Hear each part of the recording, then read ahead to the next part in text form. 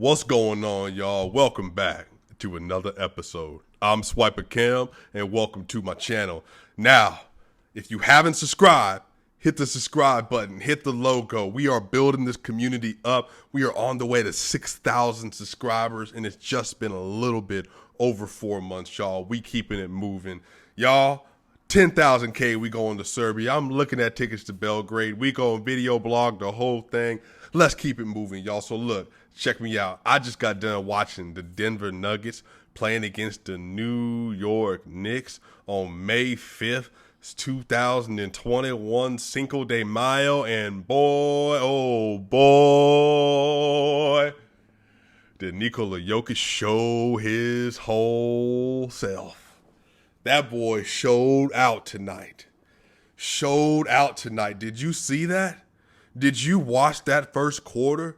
Now, let me know right away in the comments section, have you ever seen Jokic be this dominant in the first quarter? Now, here's the thing. I remember in the playoffs, I want to say maybe it was Game 5 against the Utah Jazz. He had over 20 points in that first quarter. I remember against the Atlanta Hawks last year when he had 47 points in the game, when he had like 21 points in the first quarter. I remember against the Sacramento Kings earlier this year. He went off like that too. He had 25 points in a fourth quarter. But Jokic in the first quarter came out swinging. I almost thought he was about to get 30 points in the first quarter, y'all. The way he was moving. Y'all, in the first quarter, Nikola Jokic had 24 points, 6 rebounds, 4 dunks, 2 blocks, and he was 8 of 9 from the field. The score was 34-12 at the end of the first quarter. And Jokic had 24 of those points. He doubled up the score for the New York Knicks. Julius Randle was on him, couldn't do nothing. Nerlens Noel couldn't do nothing. Taj Gibson. Now, here's the thing. If you are a Nuggets fan and you remember this, remember Taj Gibson was the one that was guarding up against Nikola Jokic at the end of the 2017-2018 season when they were trying to fight for a playoff position. They were trying to fight for playoff position. Might have been the 2016-17 season. They were fighting for playoff position, and Taj Gibson stole the ball from Jokic at the end of the game when we could have won that game. That's the game that Wilson Chandler didn't score a single bucket. And here we go, man. Think about 2021, basically 4 years later, and Jokic is the clear-cut MVP favorite. I mean, betting odds have him as a minus 2,000 right now, which are insane numbers. Basketball Reference has him as over a 60% chance to win the MVP this year, despite Kendrick Perkins, who I like, despite Kendrick Perkins saying that Chris Paul should be the MVP favorite, despite Nick Wright saying Chris Paul should be the MVP favorite, despite even Colin Cowherd saying he would vote Chris Paul as the most valuable player because he contributes to winning like nobody else. But here's the thing. Here's my question. But Nikola Jokic is leading the NBA in win shares per 48 minutes. He's leading the NBA in win shares overall by over 3 points. He has a score of like 14.3 after tonight. So if he's winning in win share, doesn't that not mean he's affecting the amount of wins that his team is garnering? Does that not mean he's having the biggest impact on overall team success? Value replacement player, Vorp, he's leading by a mile. Wouldn't that suggest that he's the most valuable player to contribute to his team winning? Anyway, y'all, tonight, look at this. Tonight, Nikola Jokic goes off. Facu Campazza goes off. Michael Porter Jr. has a decent game. Austin Rivers has a game.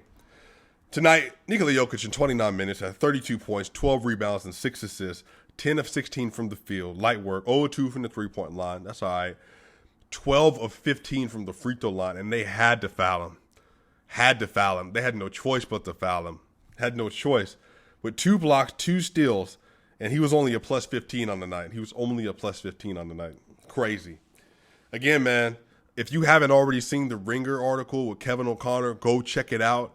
Basically, they put the top 25 players in the NBA in this season. They put them up. They ranked them, and Jokic was number 1. He was number 1. If you've been on this channel, ain't surprised he's been number 1 this year. He was number 1 on the Ringer, well-respected website. Obviously, people like Nick Wright didn't agree with it. But, man, just amazing. Just bask in it. If you're from Serbia, Croatia, Bosnia, if you're from Mongolia, no matter where you're from, however you support the Denver Nuggets or Jokic, bask in it. If you're from Denver and you've been around watching this team for years and they've never had success like this, had a player like this, bask in it. The Denver Nuggets are about to have their first Most Valuable Player of the Year award, and you already know that MVP hype video on this channel is finna be the best hype video on the internet. So be here when it happens. But think about all the adversity we've been going through. Think about the picks that we've lost. Nicholas Titiskivi. Look, Google that. Nicholas Titiskivi. 5th overall pick. Who? Exactly. Greg LaFrentz. Exactly. We passed up on all these players. We've been looking for a no doubt superstar ever since Carmelo Anthony walked out and left, but we never could have imagined. I don't think anyone could have imagined. Jokic probably couldn't even imagine. He probably did. Who could have imagined that a 41st overall pick in the second round would become one of the greatest players in NBA history? You know, something Nick Wright said. I'm going to get off this and we talk about the game. But Nick Wright brought up today. He said that if Jokic wins the MVP this year, he'll be the weakest MVP in the NBA in 35 years. The weakest MVP in the NBA in 35 years. He said that he'll be the worst defensive player to win the MVP. Here's the thing. Let me try to do this.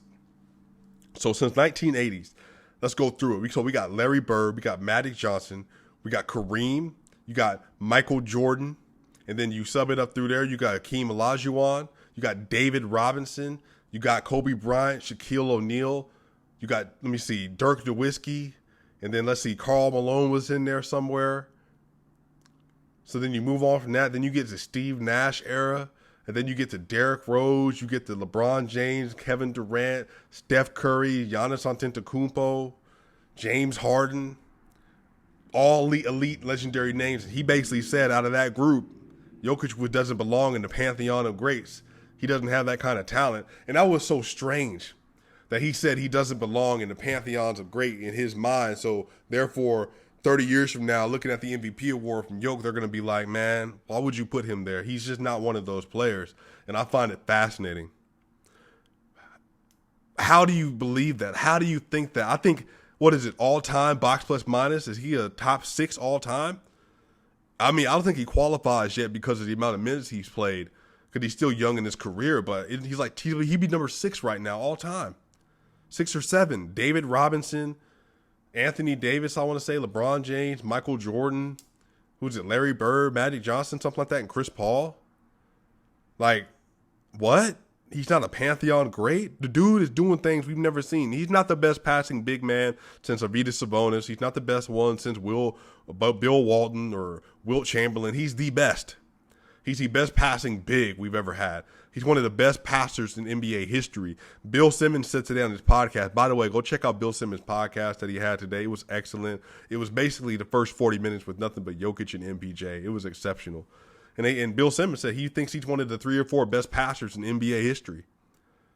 And I don't doubt it, man. If you watch tonight, there's a pass that Jokic had today where he almost got the ball stolen, but he passed a no-look to Austin Rivers in the corner for a 3, and it was just beautiful. By the way, I watched the New York Knicks broadcast because they had Walt Frazier as the Hall of Famer. They had Mike Breen. Bang! Bang! Mike Breen. I had to watch it. Because, you know, that's a treat. Whenever you get a chance to actually sit and watch them and listen to them, it's a treat. So, man, I was so glad to hear, and they were just hyping up Jokic. They said, dude is unstoppable. Not only is he the front runner for MVP, but he deserves the MVP. They were giving him his respect. They was talking about Jokic the whole game. And so when the game was in a blowout session, when the Nuggets were up 20 in the fourth quarter, they were talking about, man, you can't stop him. There's nothing you can do with him. There's nothing you can do with who Jokic is this year. By the way, y'all, matter of fact, let's keep going here. Y'all, I don't mind, right? But on the podcast of Bill Simmons today, something that I have stressed on here, but again, Bill Simmons said it even better. Nikola Jokic is in that what do we do portion of his career, meaning that he's in the post. What do we do? Do we double team him? Do we let him go ISO? He's at the top of the key. Oh my gosh. Do we double team him? Do we ISO? Like do I play on so he can drive by? So there's a cutter. Do I take off the cutting lanes and maybe he can hit a 3-pointer? Like, what do you do? If he's in the mid range, we're gonna double team him. Then he has a soundboard shuffle. Like, what do we do? We're in a what do we do session of his career, because that's when you know Larry Bird, Michael Jordan, LeBron James, Steph Curry. Like, what do? You can try to double team. You can try to hedge. You can try to trap. You can try to cut off the passing lanes. But at the end of the day, you're going to have to pick something, and he's going to find whatever weaknesses in your defense, and he's going to get you. That's the thing. That's where Jokic is right now. What do? The Knicks, they just said, you know what? He didn't have a lot of shooters around him, but you know what? Hey, man, we're not going to double team. Let's play single coverage with Nerlens Noel, Taj Gibson, and it didn't go well. I don't care if Mitchell Robinson was there tonight. It wasn't going to go well. Jokic came out with a mission. 8 and 9 in the first quarter for 24 points, man. So, anyway, shout out to Jokic, man. MVP. We've been saying it all year. This channel been saying it all year. I got videos with the title. And before it was popular, we've been saying that Jokic was the MVP. All right. Let's get to the rest of the roster, man.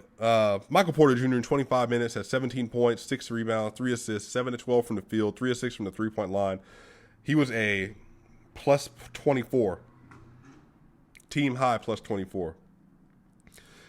And then he played great.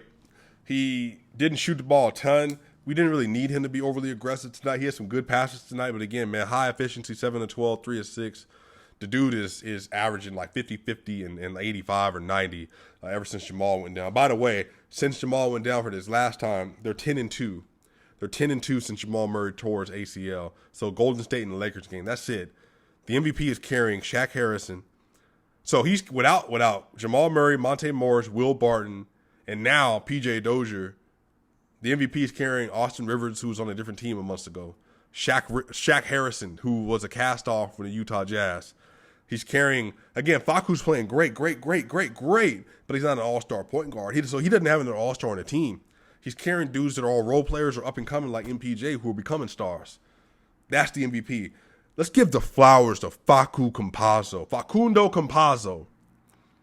33 minutes, 16 points, 9 rebounds at 5'10", 5'11", 4 assists, 5 of 12 from the field, 2 of 7 from the three-point line, 4 of 4 from the free throw line with 5 steals. Back-to-back. Lakers in this game with the Knicks, 5 steals. Back-to-back 5-steal games. A plus 14 from Facu Campazza. You love to see it. You love to see it, and you need it. His defense was immaculate. You need players like that. I'm glad Facu's on this team. Facu has been playing well lately. He's been playing really well lately. I hope he continues to improve and get comfortable. But again, man, he's such a pest on defense. Man. So just a great job from Facu Campazza tonight. Paul Millsap, 24 minutes, 6 rebounds, 6 points, 2 assists, only 3 of 13 from the field, 0 of 3 from the three-point line. But he was a plus 17. He did not play good offensively, but he played great defensively. He was the main matchup on Julius Randle today. And Julius Randle in 30 minutes had 14 points, 8 rebounds, 5 assists, 5 of 15, 0 of 5, 4 of 6, minus 21. Julius Randle was a game worst, minus 21 tonight. And a lot of that had to do with the fact that Paul Millsap was locking him down. Now, if you remember, Julius Randle's the one that, not on purpose, but he broke Paul Millsap's wrist the first year that Paul Millsap got to the Denver Nuggets. First year he got there. So, 17-18 season. Man, so man, just what an opportunity, man. Like just what a great game defensively. Just played really well. Aaron Gordon tonight did not play well. 22 minutes, 0 points, 5 rebounds, 1 assist, 0 of 6 from the field, 0 of 2 from the free-point line.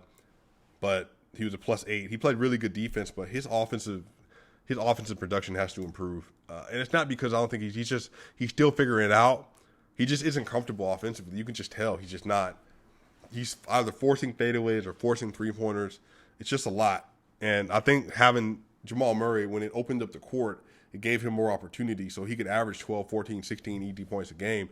But you take Jamal Murray out, and then you take Will Barton out, so you shrink the floor with Shaq Richardson, or you shrink the floor with what Austin Rivers had been up to this game with lack of shooting. Facu Campazza is not a three-point threat. He can hit him, but teams aren't really afraid of him shooting. It condenses the floor. That way they can trap. And now in that pick and roll with Yoke and AG, they're taking it away a little bit easier now. So hopefully he picks it up, y'all.